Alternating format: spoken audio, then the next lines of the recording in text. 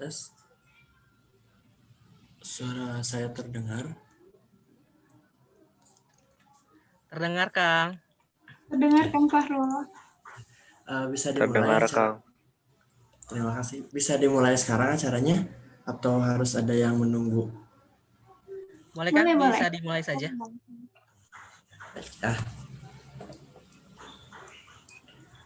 Sebentar.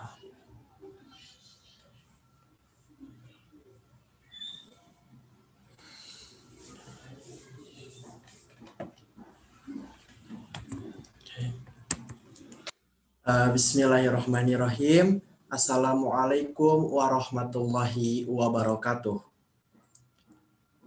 Waalaikumsalam warahmatullahi. Alhamdulillahirrabbilalamin. Hamdan wa syukranillah amma ba'du. Rabbi shrahli sadri wa yassirli amri wahlul 'uqdatam min lisani yafqahu qouli. Selamat sore, salam sejahtera untuk kita semua. Bagaimana teman-teman kabarnya hari ini? Sehat-sehat semua ya? Alhamdulillah. Sehat, Kang. Alhamdulillah. Nah, ya, semoga kita semua senantiasa diberikan kesehatan lahir maupun batin, lalu keberkahan juga ya dalam setiap langkah kita, dalam setiap kegiatan yang kita laksanakan ya. Amin amin ya robbal alamin. Saya ucapkan selamat datang kepada seluruh peserta relasi kelas PKM yang dimana hari ini adalah hari ke-6 sekaligus hari terakhir pada rangkaian kelas relasi ini. Betul begitu ya teman-teman? Betul Kang Fahrul. Sudah hari terakhir nih, pasti semangatnya sudah terkumpul ya, semangatnya sudah pengen up gitu, pengen buat PKM gitu, karena sudah mengikuti kelasnya ya selama 5 hari ke belakang ya. Jadi sekarang kelas terakhir mungkin semangatnya sudah terbentuk dan sudah terbangun begitu ya. Oke, ya saya sampai lupa untuk memperkenalkan diri. Mohon maaf, perkenalkan nama saya Farul Kurniawan. Teman-teman semua, Kang Teteh semua boleh panggil saya Arul. Saya dari Pendidikan Kewarganegaraan Angkatan 2018 dan kebetulan alhamdulillah diamanahi sebagai salah satu staf di Kedikjenan Pemuda Kementerian Pendidikan dan Pemuda BEM Rema UPI 2020. Oke, teman-teman semua. Hari ini agenda terakhir di kelas PKM ini adalah workshop mengenai karya tulis ilmiah ya. Untuk itu sebelum memulai acara kegiatan pada hari ini, pada sore kali ini, kepada peserta diharapkan selama pematerian dilarang menggunakan mikrofon. Jadi harap tanpa mengurangi rasa hormat, mikrofonnya mohon dimatikan ya, di mute maksudnya.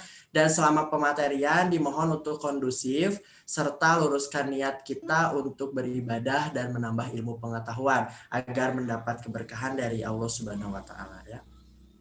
Teman-teman semua, sebelum beranjak ke acara untuk menambah keberkahan pada hari ini dan menambah keridhaan dari Allah Subhanahu wa taala, alangkah lebih baiknya kita membuka acara ini bersama-sama dengan mengucapkan basmalah. Bismillahirrahmanirrahim. Oke. Selanjutnya dipersilakan kepada teman-teman semua, Kang Teteh semua untuk membacakan surat-surat pendek ayat suci Al-Qur'an di dalam hati. Dipersilahkan.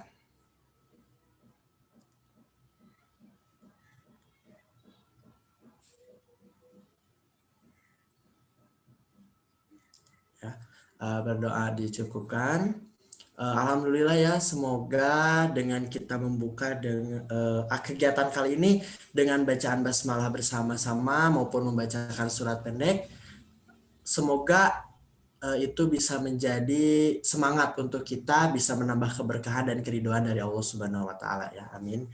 Ya robbal alamin.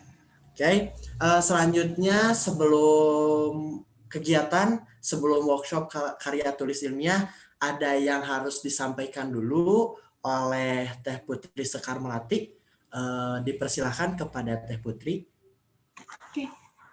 Bismillahirrahmanirrahim. Terdengar suaranya? Terdengar Teh. Oke, mohon maaf agak ribut di sini, ada kumpulan warga di depan. Oke, bismillahirrahmanirrahim. Terima kasih Fahrul atas kesempatannya. Saya izin memberikan sebuah menginformasikan tata tertib dari kelas relasi ini. Insya Allah teman-teman udah hafal ya karena udah hari terakhir. Tata tertibnya nggak terlalu sulit, cukup merename yang ada di Zoom dengan fakultas underscore nama seperti itu. Lalu kalau di rumahnya sedang kondusif dan juga tidak ada masalah di device-nya, boleh on cam, kita sama-sama belajar agar bisa tatap muka ya gitu.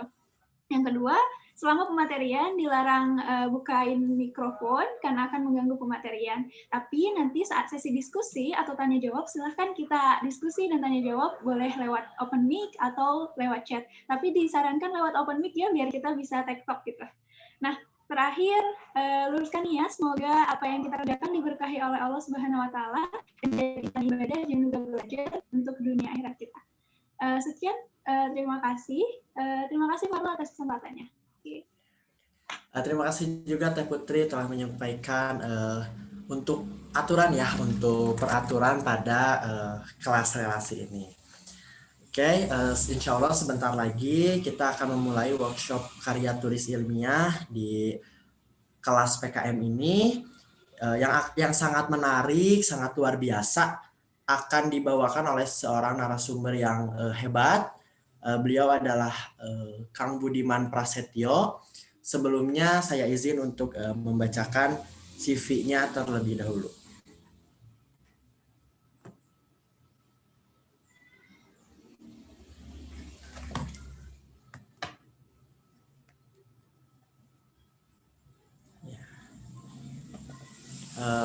Nama Budiman Prasetyo, tempat tanggal lahir Tangerang 6 Maret 1997, alamat Pondok Alam Permai A4 nomor 34 RT 6 3 Gembor Periuk Tangerang Banten, status belum menikah, kontak 0896 8898 7190. Email budimanprasetyo123@gmail.com, Instagram @budimananium.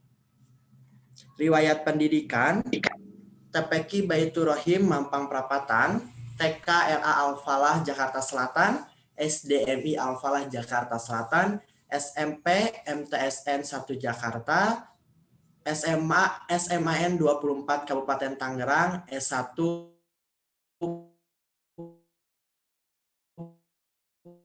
Pendidikan Kimia Universitas Islam Negeri. Ada Kang Budiman ini. Yang pertama, karya tulisnya adalah Stage of Islamization of Science According to Ismail Raji Al-Faruqi as Unity of Science Efforts and Implementation in Practical Guidance of Chemistry, UNES Science Education Journal. Lalu yang selanjutnya ada konsep tabayun menurut Buya Hamka dan implementasinya pada praktikum kimia di rumah, studi kasus berita hoax COVID-19. Dipublikasi pada Jurnal Education Chemistry tahun 2020. Selanjutnya ada program sistem manajemen laboratorium kimia menggunakan Microsoft Visual Studio Community 2019 berbasis pengembangan berkelanjutan, dipublikasi pada Jurnal Education Chemistry pada 2020. Selanjutnya ada instalasi pengolahan air bersih Aswaja, Jurnal Pemikiran Agama untuk Pemberdayaan Masyarakat, penelitian dana hibah DIPA 2017. Selanjutnya screening fitokimia dan analisis gizi MS dari ekstrak batang Punica granatum disubmit KIIS 2020. Lalu uji kemampuan adopsi karbon aktif daur ulang teraktivasi ekstrak daun pepaya berbasis material halal, ini on progress, disubmit KIIS 2020. Selanjutnya adalah Prinsipia Kimia tahun 2020 dan Bioentrepreneur pengolahan sampah berbasis ekonomi kreatif atau co-writer di tahun 2020. Nah, itu CV yang saya bacakan, CV dari Kang Budiman Prasetyo selaku narasumber pada hari ini. Untuk itu kita sambut Kang Budiman Prasetyo untuk memaparkan pengalaman maupun materi yang luar biasa Mangga dipersilahkan kepada Kang Budiman Prasetyo.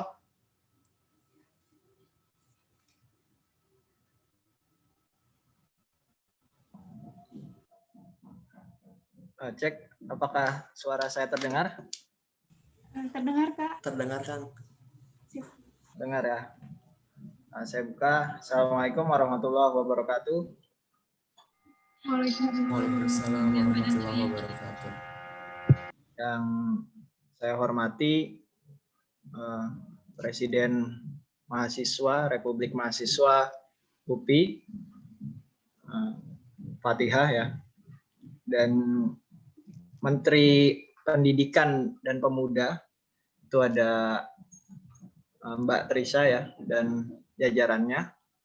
Kemudian kawan-kawan mungkin ada BEM, ada Senat yang saya banggakan juga, dan teman-teman yang masih memperjuangkan hak-hak rakyat yang saya hormati pula. Sebelum saya memulai, saya ingin bertanya dulu, di sini rata-rata semester berapa ya yang mendaftar? Coba silakan bisa komen mungkin di chat. Ada semester 7, Kang. Aku semester 7. Semester 5, semester 3. Ini jujur ya.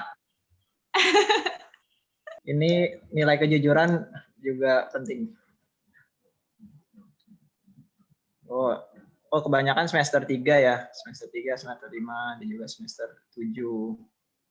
Saya doakan yang semester 7 dipermudah urusannya. Amin. Oke, saya udah paham gambarannya. Nah, ini ada slide pertama ya. Ini di sebelah kiri ini ada gambar tangkap layar atau screenshot dari berita di websitenya UPI. Saya ambil ya. Judul beritanya 3 kelompok PKM FPTK UPI lolos PIMNAS ke-32 tahun 2019. Nah ini tahun kemarin nih teman-teman. Nah hari-hari yang lalu kan kita sudah belajar mengenai PKM ya. Benar Kak? Sudah belajar kan teknisnya bagaimana. Nah, Kak Putri dan kawan-kawan ini sengaja menambahkan materi ini gitu. Agar misal kalau kalian belum rezekinya di PKM, kalian tidak patah semangat gitu. Tapi tetap ikhtiar terbaik untuk bagaimana lolos PKM gitu. Nah, pertanyaan saya apakah harus PKM atau kita ke PIMNAS? Apakah harus jadi Mapres gitu untuk bisa berkontribusi gitu? Apakah harus seperti itu?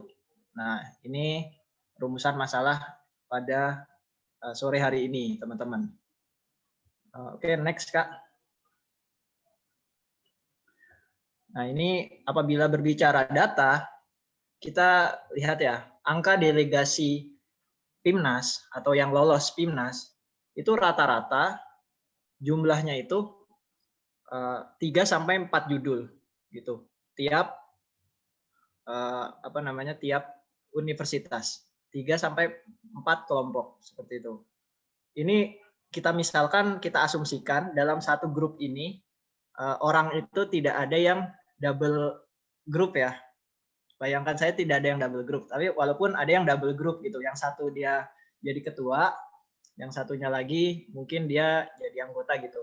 Nah di sini coba kita asumsikan ini orangnya ini tidak double group ya. Tapi ini datanya saya ambil dari surat ini ya, edaran pengumuman PIMNAS yang tahun lalu. Nah ini rata-rata 3 sampai 4 judul. Nah peserta lolos terbanyak ini UGM dengan 25 judul atau 25 peserta ya. Terus IPB 23 dan ITS 23 juga. Nah, sedangkan saya lihat UPI ini juga lumayan nih. Peringkat kalau nggak salah peringkat 20 gitu. Peringkat 20 dengan judul yang lolos itu ada 6. Gitu. Kalian bisa lihat ya, ini suratnya. Nah, universitas total yang ikut serta itu ada 126.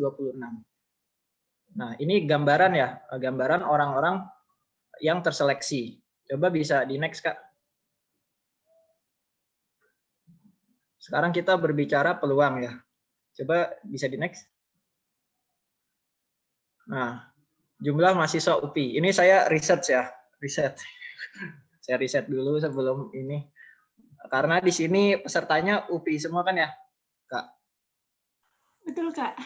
Nah, UPI semua. Jadi saya riset tentang UPI di sini. Jumlah mahasiswa UPI, ini mahasiswa barunya di tahun ini ada 7.579 mahasiswa. Nah, mahasiswa UPI sendiri tahu nggak nih mahasiswanya ada segini? Tahu, mudah-mudahan tahu ya. Nah, UPI ini kalau misal dari 7.500-an siswa ini kita bagi menjadi satu kelompok itu 3 orang gitu. Walaupun satu kelompok itu bisa 5 orang ya. Kita asumsikan satu kelompok 3 orang. Nah, maka UPI bisa membentuk 2.500 kelompok penelitian. Bayangkan, kalau misal kelompok penelitian ini semuanya hidup atau produktif, coba bagaimana kontribusi UPI terhadap dunia penelitian yang ada di Indonesia. Pastinya akan melahirkan banyak judul penelitian yang keren-keren gitu. Dan kampus pun juga ikut maju gitu kan. Nah, ini bisa dibayangkan ya. Coba dibayangkan sendiri. Ini baru satu angkatan ya. Bagaimana kalau ada 3 angkatan? Judul penelitiannya sebanyak apa itu kan. Coba bisa di next, Kak. Oke, peluangnya segini nih. Peluangnya itu kalian adalah 0,24%. Ini saya hitung dari yang tadi. Misal ada 2.500 kelompok, itu yang diterima menurut data kemarin itu adalah 6 kelompok di tahun kemarin. UPI lolos 6 judul gitu. Nah, 2.500 dibagi maksudnya peluang 6 dari 2.500 itu sekitar segini teman-teman, 0,24%. Ini peluang yang sangat butuh perjuangan gitu. Saya nggak mau bikin kalian pesimis ya. Ini tetap saya berikan nasihat-nasihat positif. Nah, ini artinya kalian harus berjuang benar-benar untuk PKN. Gitu. Tidak boleh setengah-setengah. Ini peluang kalian 0,24%. Artinya hanya ada 6 kelompok. Misal pendaftarnya itu semua ya, semua produktif 2.500-an kelompok. Baik, Kak, bisa di next. Nah, saya berbicara tentang tantangan ya. Sebelum kita berdiskusi lebih lanjut. Tantangan kita di dunia penelitian. Jadi memang ini merupakan data yang tahun lalu ya. Dan ada juga data yang tahun saat ini. Ini saya ambil dari PDB Indonesia. Saya ambil dari Badan Pusat Statistik. Di Indonesia tahun 2016 itu dana risetnya dibanding dengan jumlah total PDB saat itu sekitar 0,2%. Di tahun yang sama di Singapura itu 2,5% dan di Malaysia 1,8% saja gitu. Nah, kira-kira gedean mana nih? Jauh ya. Ya, ini saya nulis tulisannya memang gedean Indonesia ya, tapi maksudnya angkanya ya gedean Singapura dan Malaysia pada tahun itu gitu. Nah, tahun ini berangsur lebih baik nih. Ini mendekati 1% gitu, mendekati atau lebih dari 1%. Ini di tahun 2020. Kalau nggak salah menurut Kemenristek itu sekitar 39 triliun gitu dari jumlah keseluruhan 3.687,7 triliun gitu. Nah, segini aja masih dirasa sangat kecil gitu kan. Nah, bayangkan saja risetnya itu semahal apa gitu. Ini menurut peneliti LIPI nih, saya tangkap layar ya dari websitenya LIPI. Peneliti LIPI ini keluhkan dana riset yang kecil gitu. Jadi memang saat saya lihat penelitian di website LPDP, website yang penelitiannya itu tingkat tinggi, itu memang sampai menyentuh miliar gitu. Jadi ratusan juta sampai menyentuh miliar. Bayangkan saja kalau kelompok peneliti itunya ada banyak gitu, peneliti LIPI atau peneliti misal kita lihat di nuklir ada Batan, itu banyak, seperti apa kita bisa bayangkan dananya itu pasti besar. Coba next Kak. Itu tadi tantangan kita yang pertama itu adalah dana riset yang masih terbatas. Tantangan yang kedua, angka publikasi di Indonesia ini juga masih tertinggal. Ini saya ambil dari Simago ya. Ini sekitar 25 ribuan. Sedangkan di negara lain itu sudah menyentuh 100 ribuan gitu. Ini angka publikasi kita. Gitu. Coba bayangkan aja mahasiswa LIPI semua ikut kontribusi ya. Mahasiswa LIPI ikut kontribusi, pasti kan nambah nih. Tadi kan ada berapa tuh? 2.500. Nah, bisa nambah nih jadi 27.000 atau 28.000 kan. Jadi nambah. Lumayan. Di next lagi Kak.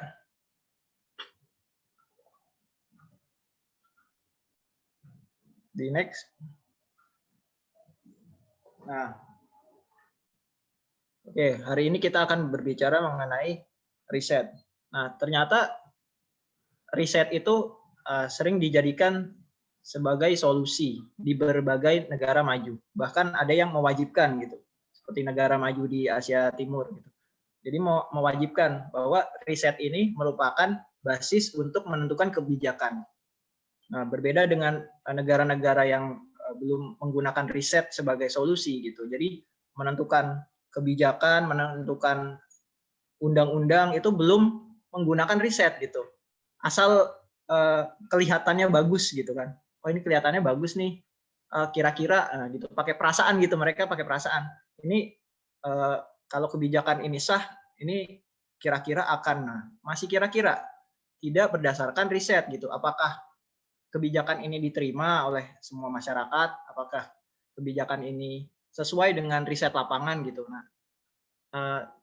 permasalahannya itu riset ini belum menjadi solusi. Padahal riset adalah salah satu solusi. Nah, hari ini kita akan bicara pertama pendanaan, karena kita tadi ngomongin dana ya di awal, dananya itu mungkin terbatas dan lain sebagainya. Kedua, ada lomba-lomba nih, lomba KTI, lomba esai, lomba poster, dan terakhir nanti mengenai publikasi jurnal gitu. Bisa next ya. Nah, pendanaan penelitian itu banyak ya. Ada DIPA gitu. Ada yang pernah mendengar DIPA sebelumnya? Silakan komentar. Belum, Kang. Belum ya? DIPA. Belum. Baru mendengar saat ini ya. Padahal DIPA ini dipakai sama kalian, tapi kalian nggak tahu. Sehari-hari itu kita pakai dana DIPA. Kalian wifi-an di kampus ya? Ada yang suka wifi-an di kampus? Suka. Kalian ke WC kampus itu, maaf. Kalau ada yang makan. Kalian ikut UKM? Ikut BEM? Ikut. Nah, ikut Senat, ikut pokoknya unit kegiatan kampus gitu kan, di kampus itu menggunakan dana DIPA juga. Jadi dana DIPA ini salah satu fungsinya kalau di kampus itu sebagai dana operasional. Nah, setiap masing-masing universitas itu berbeda-beda dalam menggunakan dana DIPA. Nah, biasanya kalau untuk riset ini dikelola oleh LPPM. Kalau di tempat saya LP2M ya, sama aja, Lembaga Penelitian dan Pengabdian Masyarakat. Di sana dana itu digelontorkan untuk penelitian. Nah, maka kalian harus mencari SK rektor, mungkin bisa SK dekan gitu, yang tentang DIPA ini. Gitu. Kalau di tempat saya misal ya, dana UKM setiap tahun misal 30 juta dibagi untuk satu UKM, salah satu UKM, misal UKM-nya namanya UKM penelitian. Nah, 30 juta ini harus habis gitu dalam 1 tahun. nggak boleh sisa gitu. Mungkin kalau sisa itu biasanya harus dihabiskan gitu. Kalau menurut analisis orang-orang yang menggunakan BIPA, oh ini harus habis. Kalau nggak habis, nanti tahun depan dikurangi sama pemerintah gitu. Makanya harus dimaksimalkan. Termasuk kalian saat ikut lomba keluar. Nah ini bisa menggunakan dana BIPA. Ikut lomba keluar, kalian dibiayai kampus, itu menggunakan dana BIPA.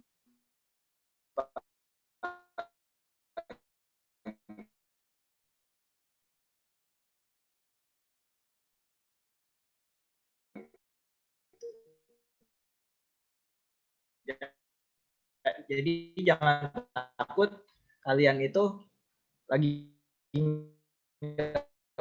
punya duit nih, nggak bisa riset. Nah, tenang, ada kampus gitu. Kalian akan dibiayai oleh kampus.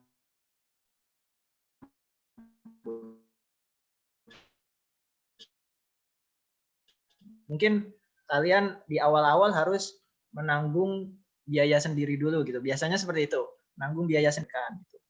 2017 beda fakultas gitu, atau dosen sendiri gitu bisa.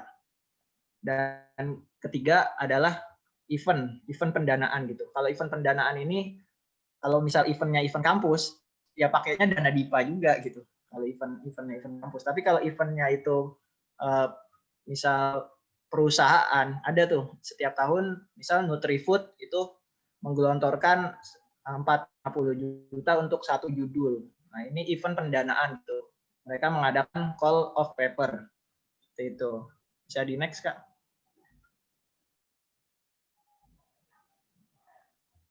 Nah, ini ya, dana DIPA itu dia itu terukur itu maksudnya kalian memiliki apa namanya proposal gitu kan.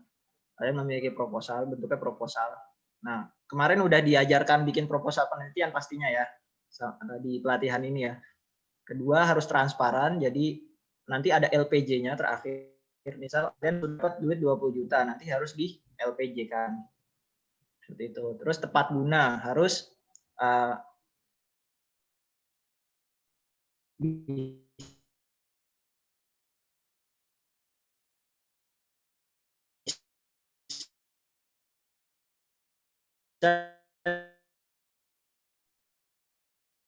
dirasakan oleh masyarakat. Memang dana DIPA ini terkesan seperti itu, teman-teman. Jadi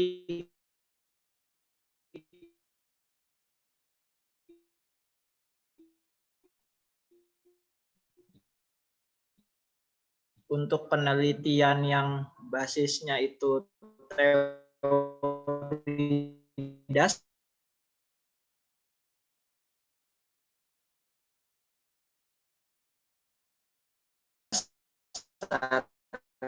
terapkan teknologi yang sudah ada di tempat tersebut gitu.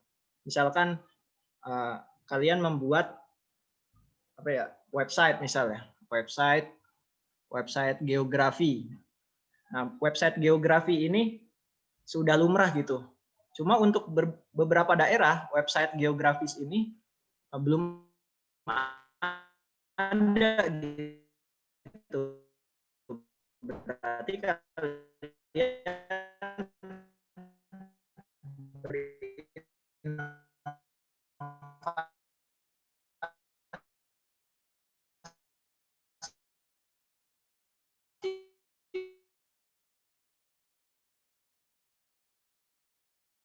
ini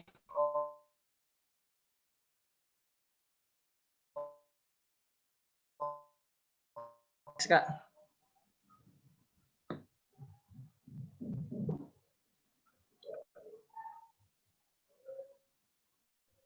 Moderatornya mana? Oh, udah. Nah, ini saya buat ilustrasi ya. Kalau di Warstek itu ada istilah meme atau meme. Ini yang paling kiri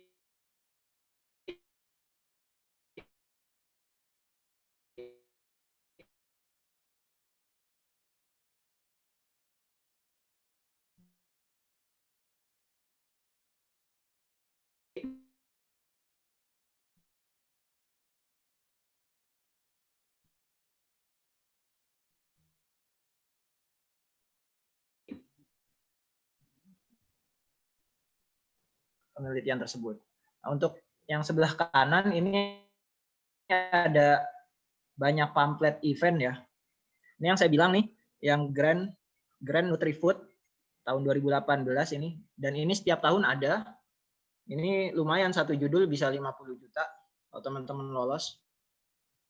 Kemudian di UGM juga ada, di pasca sarjananya, di S1-nya juga sering ada. Kemudian akhir-akhir ini juga sering banyak riset mengenai COVID ya. Mungkin teman-teman pendidikan jangan khawatir. Kan saya bukan jurusan kesehatan, saya kan bukan jurusan kedokteran. Nah, riset COVID ini tidak melulu tentang itu ya. Kalau mahasiswa psikologi bisa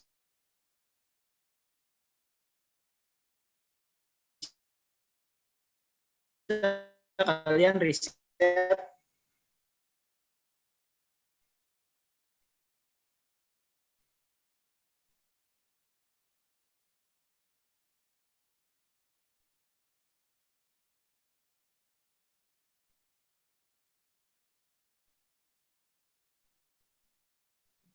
psikis anak di masa pandemi atau lain sebagainya gitu. Tidak harus kan juga bisa ya. Pokoknya temanya cover yang dia itu nanti ada seminarnya dan kalian itu bisa